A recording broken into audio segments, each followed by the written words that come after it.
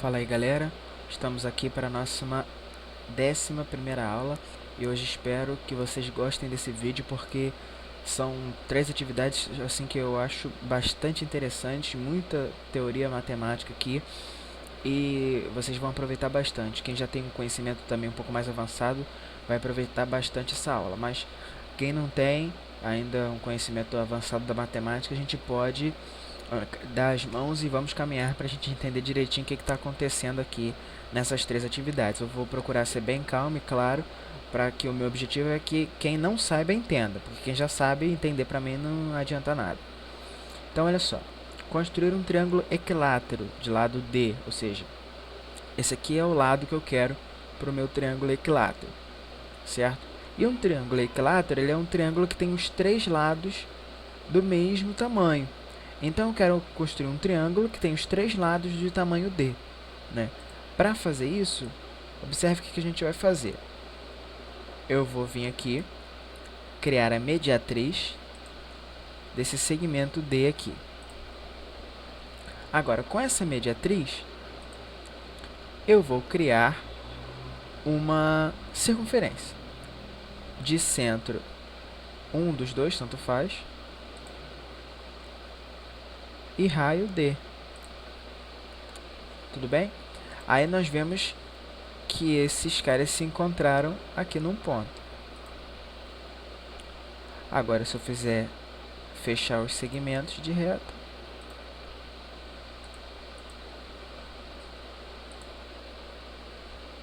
o que está acontecendo? Esse segmento aqui de baixo tem tamanho D, né? E ele aqui é o raio dessa circunferência, né? Se eu diminuir a circunferência, diminui. Se eu aumentar a circunferência, aumenta. Ele é o raio, obviamente. Esse cara aqui, esse segundo lado aqui, obviamente tem o mesmo tamanho desse lado aqui de baixo. Por quê?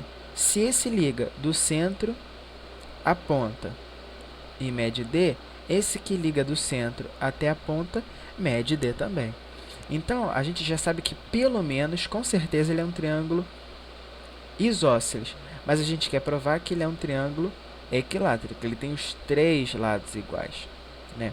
Como provar isso? Por proporcionalidade, por simetria. Vamos lá. Esse tamanho aqui, ó, que liga o ponto médio até o ponto mais alto, pertence tanto para esse triângulo aqui, quanto para esse triângulo retângulo aqui, né? O ângulo reto aqui embaixo. Então, olha só, esse lado pertence aos dois ao mesmo tempo. Beleza, são iguais. Do meio até a ponta, mede um tamanho. Do meio até a ponta, mede o mesmo tamanho. Como que eu sei que esse tamanho e esse tamanho são iguais? Porque essa aqui, ela é a mediatriz, lembra? Ela corta no ponto intermediário. Eu posso até criar o ponto médio aqui para vocês verem. Criar o ponto médio do segmento. Tá lá, bateu certinho, né? Então, desse primeiro ponto até esse segundo ponto, mede D sobre 2, né? Metade de D. Agora, desse ponto aqui até esse aqui de fora, mede também D sobre 2. Tudo bem? Então, eles medem o mesmo tamanho. Pelo teorema de Pitágoras, então, este tamanho é igual a este tamanho aqui. Ou seja, ele é um triângulo equilátero. Se a gente quiser medir os 3 lados, a gente vai ver que os tamanhos são iguais, né? Ops. Esse aqui, calcular comprimento, e o outro, tá vendo, galera? Os 3 com o mesmo tamanho. Se vocês movimentarem o círculo de tamanho, eles vão continuar sempre tendo o mesmo tamanho. Tranquilo, gente? Esse, então, é como construir um triângulo equilátero. Vocês podem até pesquisar na internet outras maneiras de construção geométrica para triângulos equiláteros. Agora, galera, essa segunda atividade aqui, eu acho bem interessante. A gente tem que construir um ponto, né, chamá-lo de P. Esse ponto tem que pertencer a R, ou seja, construir um ponto P em R, tal que a distância de P até A seja igual à distância de P até F. Isso nós já estamos cansados de fazer, né? Depois investigue a trajetória que esse ponto P percorre à medida que a gente varia o ponto A. Ou seja, para vocês entenderem o que está desenhado aqui, olha só. O D, né, ela é uma reta. O R é a reta perpendicular a essa reta D aqui. Eu fui lá, né, em reta perpendicular, cliquei e fiz isso aqui. Nomeei, né, mudei a forma para pontilhado. Esse ponto aqui é o ponto de interseção entre as duas. Esse ponto A ele pode se mover tanto para a esquerda quanto para a direita, certo? E o ponto P vai pertencer a essa reta R aqui. E esse ponto P tem que estar equidistante a A e F. Como é que a gente faz isso? Estamos careca, né? Criamos um segmento, a mediatriz desse segmento e esse ponto de interseção. Esse ponto de interseção a gente chama de P. Isso é o menos difícil, né? E a gente já sabe, já provamos várias vezes que a distância de PA até IPF são iguais.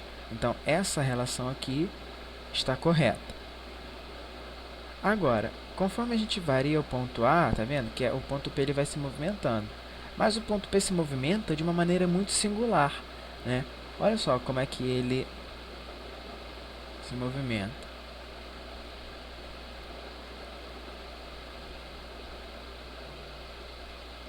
Né? Conforme eu movimento o ponto P, o ponto A, conforme eu movimento F, né, o ponto P ele varia de uma maneira mais diferente. Agora, para a gente ver como é que está funcionando isso, a gente pode criar o rastro de um objeto. Para a gente criar o rastro de um objeto, a gente primeiro seleciona o objeto que a gente quer criar o rastro. A gente quer criar o rastro do ponto P, para saber o que mais ou menos ele está fazendo, né? Se a gente não conseguir visualizar, aí a gente vem aqui exibir o rastro desse objeto. Aí, olha só, conforme eu movimento o ponto A, o ponto P está se movimentando. Olha só, gente, que interessante. Isso é nada mais, nada menos do que uma parábola. Isso aí, galera que vai fazer prova de segundo, ó. O que é isso aqui? Equação de segundo grau, né? Então, esse aqui é o rastro do P em relação ao A. O rastro não é um objeto geométrico, não é um lugar geométrico, né? O rastro é só para a gente ter uma ideia. A gente vem aqui, seleciona o P, esconder e clica em rastro de novo.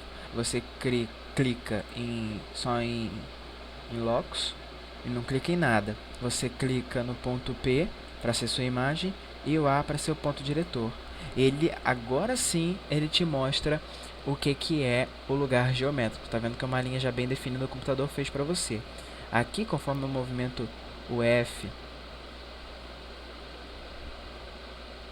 né, o A, você consegue observar claramente que é uma parábola, certo? Se eu tentasse movimentar o outro, o rastro do ponto P ia sujar bastante a tela, não ia ficar esse desenho bonitinho.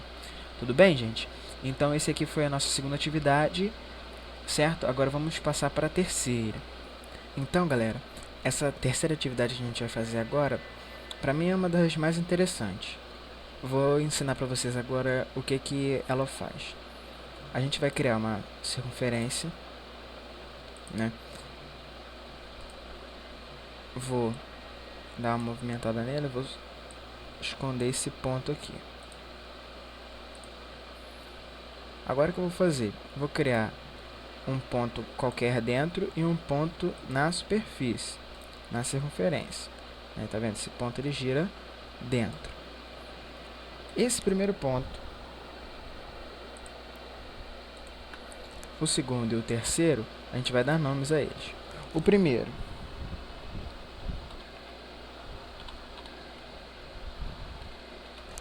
né? F1, foco 1, F2, foco 2 e S, superficial. Agora, o que a gente vai fazer? A gente vai criar um ponto P que esteja sempre a mesma distância de F2 e de S. Isso nós já estamos, né, carecas de fazer.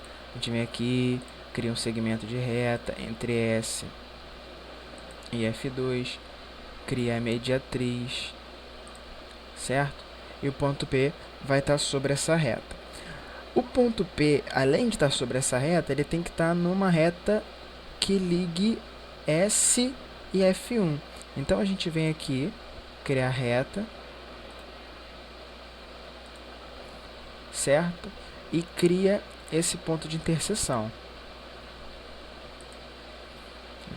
Esse ponto de interseção é o P que a gente está procurando. Agora, essa reta aqui eu vou esconder, tá?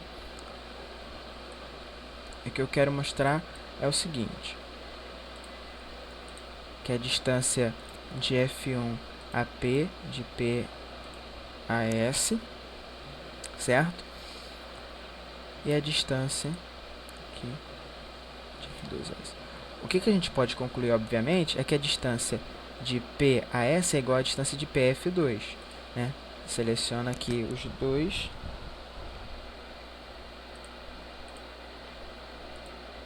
Não dá para calcular o comprimento dos dois selecionados ao mesmo tempo. Então a gente seleciona um, calcula o comprimento, né? Depois seleciona o outro, calcula o comprimento, certo? É uma prova irrefutável de que os dois têm o mesmo tamanho, certo? Agora, independente de qual seja esse tamanho F1 aqui, esse tamanho de F1 a P, quer dizer que esse tamanho de F1 a P mais esse, ou esse aqui, mais esse, é sempre o mesmo valor, né? O que vai acontecer então? Certo, galera? Então, essa distância de F1 até P e de P até essa distância total aqui é o raio. E o raio, como é uma circunferência, ela é sempre constante, né? Assim como essa definição primordial da elipse. A distância de P a F1 e de P a F2 é sempre constante. Então, ó, conforme eu vou movimentando então, esse ponto S aqui, né? O que vai acontecendo? Esse ponto F2... Esse ponto P, na verdade, ele vai criando uma trajetória. Essa trajetória a gente vai ver agora. Locus, né? Qual é a imagem? É o P e qual é o ponto diretor? É o S. Então tá aí a nossa elipse, né? Conforme a gente vai movimentando o ponto S, o ponto P vai descrevendo uma elipse. E se a gente pegar e movimentar o F2 aqui dentro, ó, se a gente coincidir os dois, é uma circunferência, né? A circunferência é um caso particular da elipse.